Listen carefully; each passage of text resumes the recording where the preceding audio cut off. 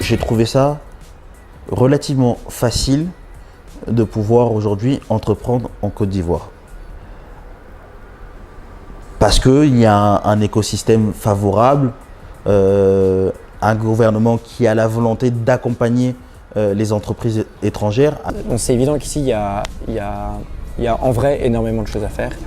La Côte d'Ivoire, on est dans un pays qui fait 8% de croissance par an depuis 2011, depuis la fin de la crise. L'Afrique aussi, je crois que le taux de croissance annuel jusqu'en 2020, c'est censé être 7,7% de croissance. De plus en plus, le discours du digital, du numérique commence à avoir de plus en plus d'ampleur, non seulement dans l'administration publique, mais aussi dans les administrations privées.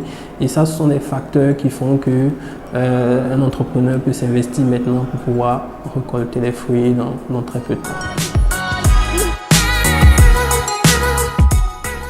Donc déjà, il y a une explosion de la consommation des smartphones. Les smartphones occupent vraiment une place prédominante dans la vie des consommateurs ivoiriens. C'est plus facile d'acheter un smartphone que d'acheter un ordinateur. 70% du salaire d'un Ivoirien de la classe moyenne est consacré à son smartphone, à ses dépenses dans les télécommunications, à ses dépenses de data, etc. Donc on est vraiment sur presque quelque chose qui est devenu un besoin primaire chez le consommateur ivoirien.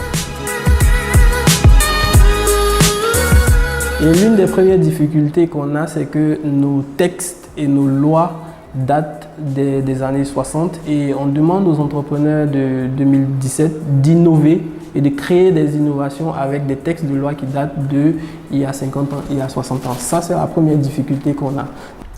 De manière administrative,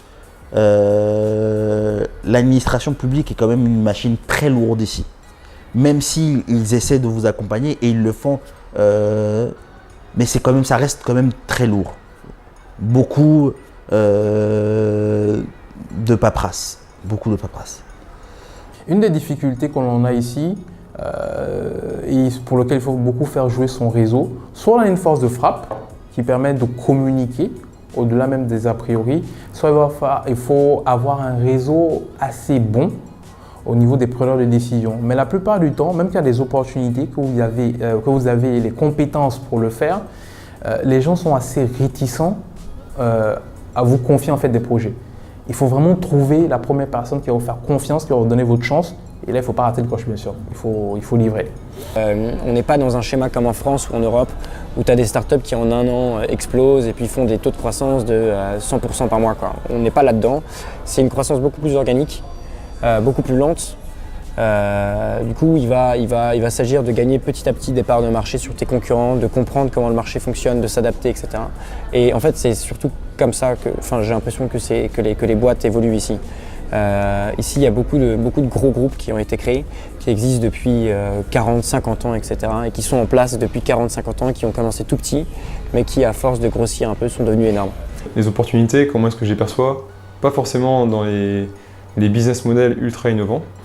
Par contre, dans tout ce qui est apport de services et produits de qualité aux entreprises, des services structurés, des produits aux normes internationales, aux entreprises internationales qui viennent s'implanter, notamment dans les domaines de la logistique, le BTP, l'extraction de minerais, l'agroalimentaire. Ça, c'est la mine d'or.